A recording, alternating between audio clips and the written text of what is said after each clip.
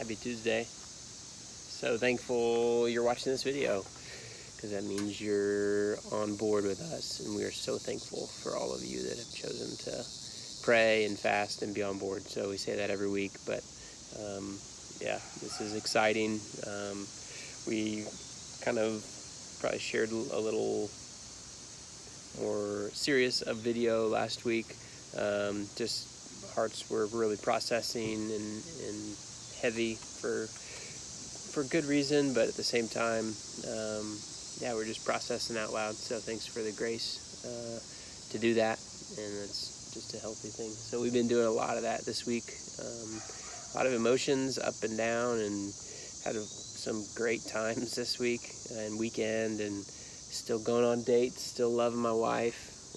For all of you who are wondering, we are still married, and it is very important to still be married, because we're going to still be married for a long time, and that's just something I've been thinking about, even in the midst of trial, in the midst of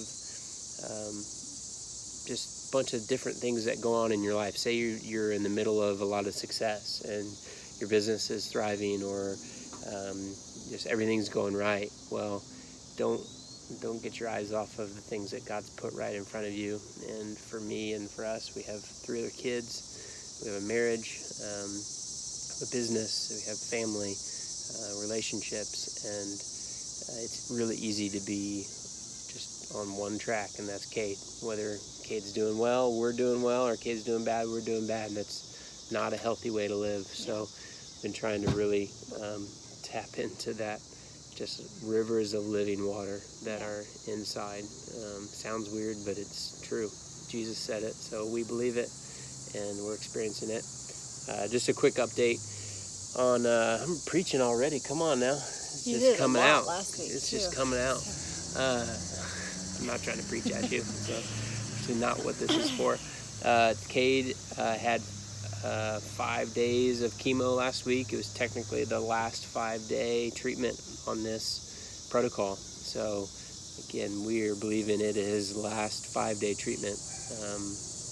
Let it be, God. And so it was kind of bittersweet from the standpoint of not knowing what's ahead past this protocol, but also just trusting God that this very well could be his last 5-day treatment, and we're really believing for that. And so he's a little down right now from the standpoint of just not a lot of energy. He's playing with his iPad a whole lot, so don't judge us.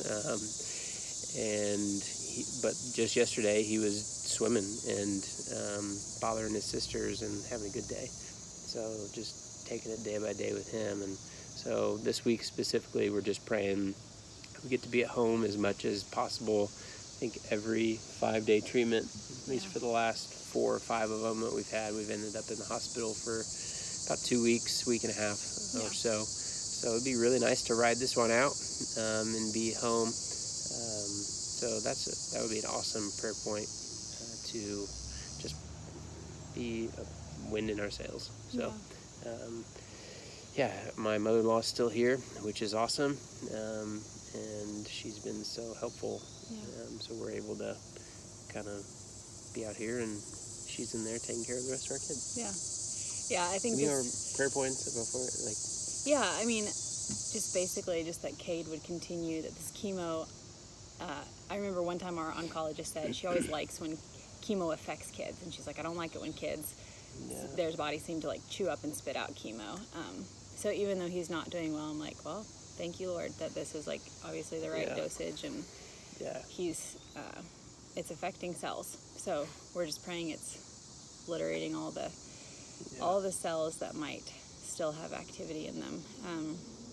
But I think, go ahead. I was gonna say, it's weird being in something you have no idea what's going on. Like, you have no idea. We have no idea what's going on in his body, but God does. And that's like a classic just life lesson, to not know what the future is going to hold or what is going on. But so when he started, you probably had the same thought of, he was doing really well a few days ago, and it's kind of like, oh no, his body's not even reacting to chemo anymore. Like, you just go down paths in your mind you shouldn't, and then he starts feeling sick, and you're like, halfway happy, halfway not, and like, man, I just need to remember that God, like, I feel like I'm being obedient, sending him to the hospital, so that's hard, but I'm just doing what God's, I feel like, asked me to do, and so I don't need to go on all the rabbit trails. Yeah.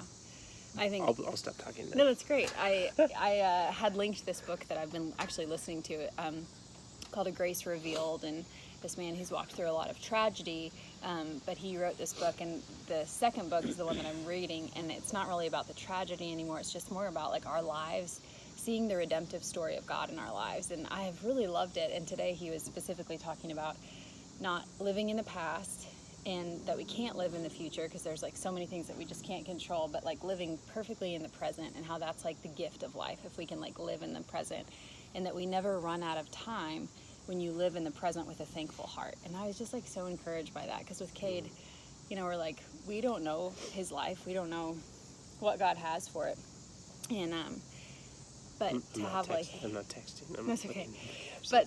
But to have this day with him, like I just felt that a lot today.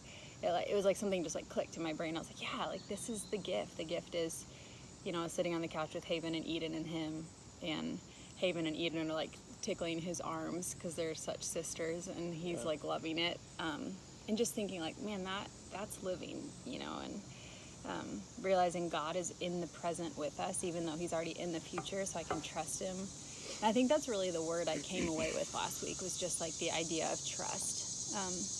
It's like faith I'm also pressing into, and I'm like, Lord, what is faith? Is faith that Cade's going to get healed? Is faith that you're going to be good no matter what?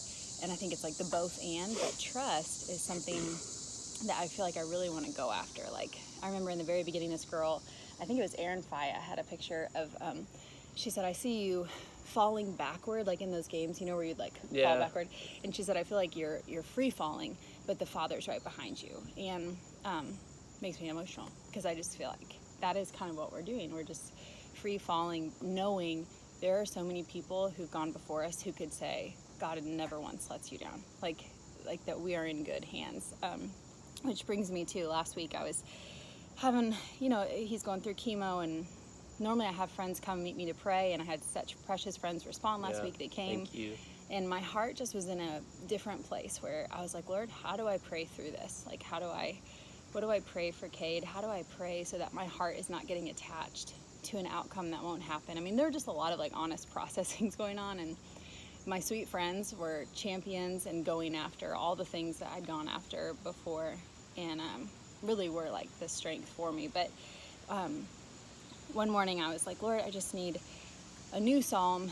And I was like, I don't want to read Psalm 37 or 27. I was being such a brat. Like all my favorite psalms, I was like, I don't want to read those anymore. I need you to just speak a new psalm. And meaning she reads the psalm of the day, because it's, you were saying that last week? Yeah. I mean, I just was like, because today's the 27th. Yeah, like normally I go to like my like comforting thoughts, you know, and I just was like, I don't want the old comforting, I want new comforting. And anyway, felt like he said Psalm 9, so I read it. Then I get to Cade's chemo, and my friend Lori comes, and she's like, hey, really before prayer, she's like, I wanted to read out of Psalm 9. I was like, of course you did, because I just read that. And then at church on Sunday, Andrew, before worship started, was like, hey, we're going to read Psalm 9. And so this morning I was like, okay, Lord, clearly I need to like stay in Psalm 9.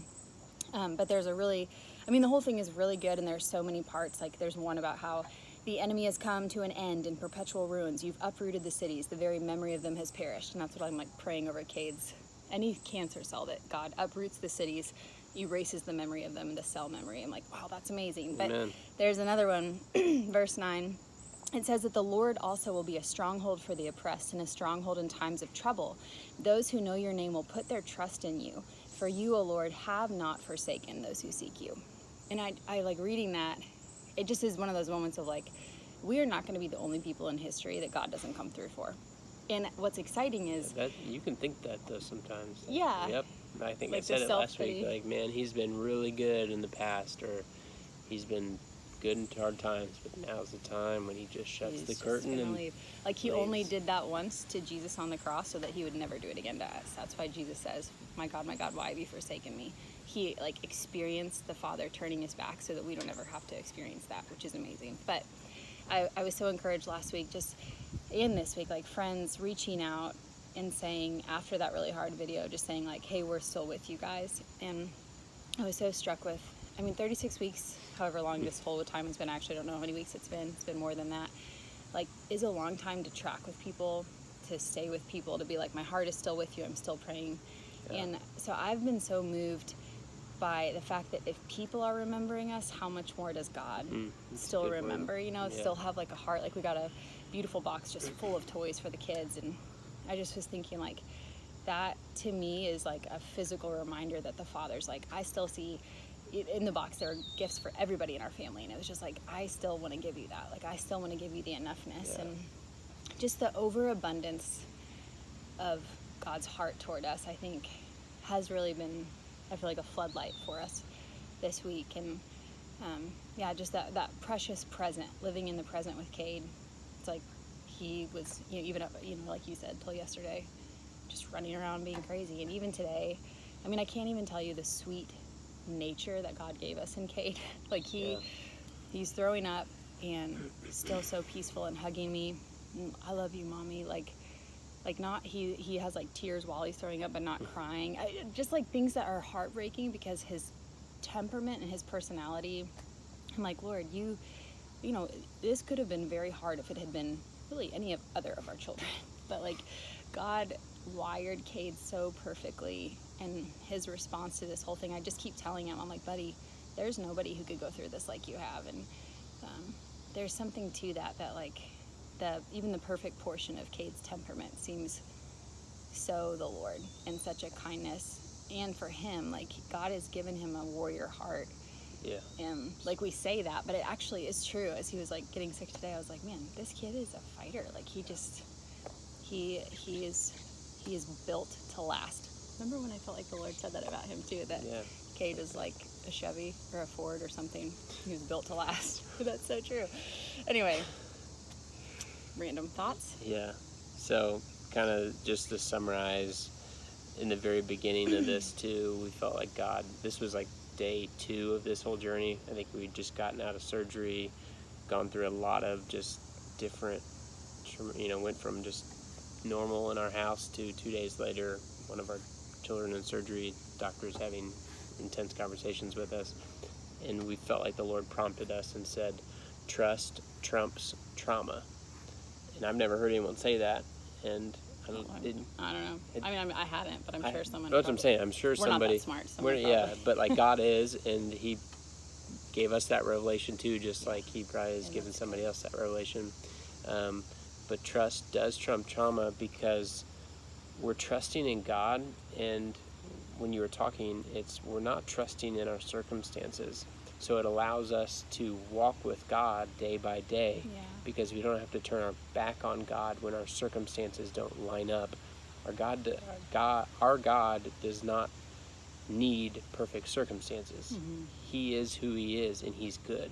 So circumstances are not our God. Circumstances or cancer or whatever, we have no trust in an outcome. Mm-hmm. And so we are learning that, because we do have trust in an outcome still. Yeah. And that's just us. We have to repent of that. And so that's trust trumps trauma, and trusting in God allows you to walk with God. Yeah. So.